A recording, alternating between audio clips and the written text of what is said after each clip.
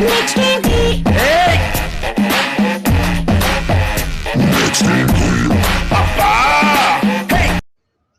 Hello మనం మన YouTube ఛానల్లో సిపి గెట్ ప్రిపరేషన్కి సంబంధించి స్ట్రాటజీస్ అయితే అప్లోడ్ చేస్తున్నాం కదా. సో అందులో ఫస్ట్ అండ్ సెకండ్ స్ట్రాటజీస్ అయితే మనం వీడియోస్ చేసి 2 సిరీస్ ఆఫ్ వీడియోస్ కింద అప్లోడ్ చేశాము. ఇంకా ఎవరైనా చూడని వాళ్ళు ఉంటే చూసేయండి అండ్ వాటిని ఇంప్లిమెంట్ చేయడానికి ప్రయత్నం చేయండి. అండ్ మనం ఇప్పుడైతే థర్డ్ స్ట్రాటజీని అయితే మనం చూడబోతున్నాము. ఫస్ట్ అండ్ సెకండ్ స్ట్రాటజీ ఎంత ఇంపార్టెంటో థర్డ్ స్ట్రాటజీ అంతకన్నా ది మోస్ట్ ఇంపార్టెంట్ స్ట్రాటజీ అన్నమాట. సో ఏంటి అనేది మనం అది ఇప్పుడు చూద్దాము ఈ వీడియోలో. అయితే నేను ప్రతి వీడియోని కూడా ఈవినింగ్ టైంలో అప్లోడ్ చేసేది మన ఛానల్లో. అయితే ప్రస్తుతానికి ఈ వీడియోని అయితే మార్నింగ్ ఇట్స్ ఆల్మోస్ట్ 9:40 ఈ 9:40కి అప్లోడ్ చేస్తున్నాను. ఎందుకంటే యాక్చువల్గా ప్రతి వీడియో నేను 2 days టైం తీసుకుని అప్లోడ్ చేసేవాడిని ఇంతకుముందు. సో ఇప్పుడైతే డైలీ ఒక వీడియో అప్లోడ్ చేస్తున్నాను. ఎందుకంటే ఇట్స్ ఆల్మోస్ట్ పీక్ టైం అన్నమాట. సిపి గెట్ నోటిఫికేషన్ వచ్చింది అండ్ నెక్స్ట్ మంత్ ఎగ్జామ్ అయితే ఉంది. నేను 2 daysలో ఒక్కొక్క స్ట్రాటజీ అప్లోడ్ చేస్తే ఇంప్లిమెంట్ చేయడం చేసే వాళ్ళకైతే ఖచ్చితంగా కష్టం అవుతుంది. సో అందుకని ఎవ్రీడే అయితే వీడియో అయితే అప్లోడ్ చేస్తున్నాను. సో చూసేయండి. మీకు మరి ఒకవేళ లెంతీగా అనిపిస్తే ఫాస్ట్గా అయినా పెట్టుకుని 1.25 స్పీడ్ ఉంటుంది కదా, స్పీడ్గా పెట్టుకుని అయినా చూసేయండి. ఇంప్లిమెంట్ చేయడానికి ట్రై చేయండి. ఖచ్చితంగా ఐ కెన్ అష్యూర్ మంచి రిజల్ట్స్ అయితే ఇస్తాయి ఇవి. అది నాకు కూడా డిపార్ట్మెంట్కి అయితే క్లాస్కి అయితే టైం అవుతుంది. 9:40 10 o'clockకి నేను క్లాస్ రూమ్లో ఉండాలి.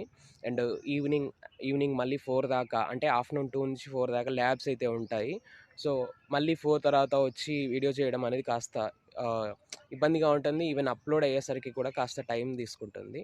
సో అందుకని అయితే మార్నింగ్ టైంలో అప్లోడ్ చేస్తే బెటర్గా ఉంటుందని అనుకుంటున్నాను. సో అదన్నమాట. ఇంకా లేట్ చేయకుండా స్ట్రాటజీ అయితే చూద్దాం మనము. ఇంకా ప్రస్తుతానికి డిపార్ట్మెంట్కి అయితే వెళ్తున్నాను. అయితే ఈ చెట్లలోంచి వెళ్తే కాస్త ఈజీగా ఉంటుంది, తొందరగా వెళ్ళొచ్చు. ఇది షార్ట్ కట్ అన్నమాట. సో అయితే థర్డ్ స్ట్రాటజీ ఏంటి అనేది మనం ఇప్పుడు చూద్దాము. అయితే మనం ఏ ఎంసీకైనా 4 ఆప్షన్స్ ఉంటాయని చెప్పుకున్నాం కదా. 4 నుంచి మనం ఒకటి సెలెక్ట్ చేసుకోవాలి. సో ఆ ఒక్కటి ఎట్లా సెలెక్ట్ చేసుకోవాలి, అది కూడా ఎట్లా కరెక్ట్ అవ్వాలి అనేది మనం ఇప్పుడు చూద్దాము. బేసిక్గా ఏంటి అంటే నేను ఎంఎస్సీ జువాలజీ చేస్తున్నాను కాబట్టి according to zoology I will continue this video. మనం ఒక క్వశ్చన్ తీసుకుందాము. ఆ క్వశ్చన్ అనేది మనకు క్వశ్చన్ పేపర్లో బర్డ్స్ అనే యూనిట్ నుంచి వచ్చింది, పక్షులు అనే యూనిట్ నుంచి ఆ ఎంసీక్యూ వచ్చింది అనుకుంటే అందులో మనకు 4 ఆప్షన్స్ ఉంటాయి. అయితే ప్రతిసారి 4 ఆప్షన్స్ కూడా మనకు ఆ బర్డ్స్ అనే యూనిట్ నుంచే ఇవ్వకపోవచ్చు. ఒక ఆప్షన్ బర్డ్ అనే యూనిట్ నుంచి ఇచ్చి మిగిలిన 3 ఆప్షన్స్ మ్యామల్స్, ఆ తర్వాత రెప్టైల్స్, అంఫీబియా అనే యూనిట్ నుంచి మిగిలిన 3 ఆప్షన్స్ ఇవ్వచ్చు.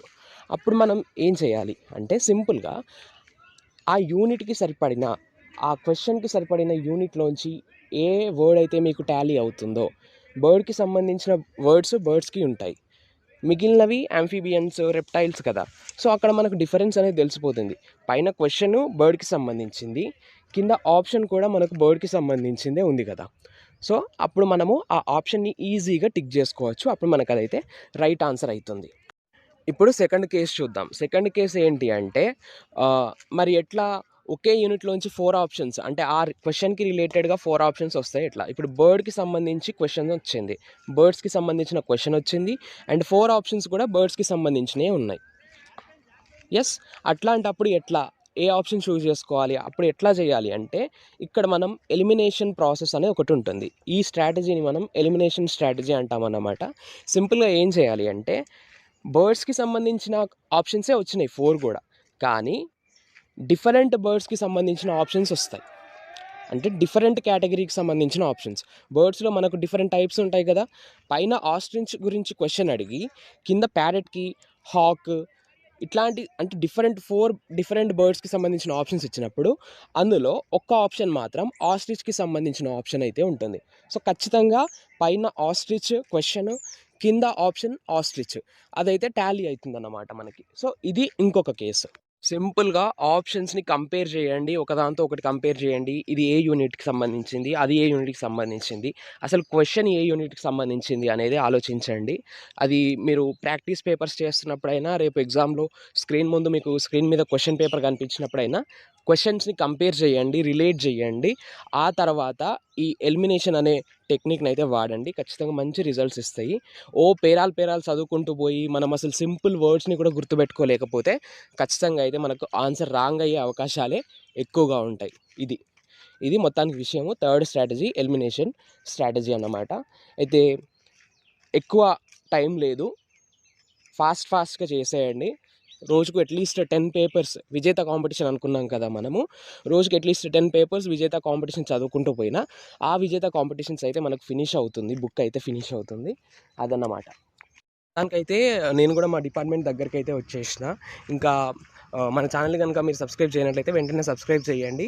అండ్ ఇంకా మీ ఫ్యామిలీ మెంబర్స్, ఫ్రెండ్స్ ఎవరైనా సిపి గేట్కి ప్రిపేర్ అవుతూ ఉన్న వాళ్ళు ఉంటే ఖచ్చితంగా వాళ్ళకైతే ఈ వీడియోస్ అయితే షేర్ చేయండి. వాళ్ళకైతే ఖచ్చితంగా యూస్ఫుల్గా ఉంటాయి. Okay, thank you.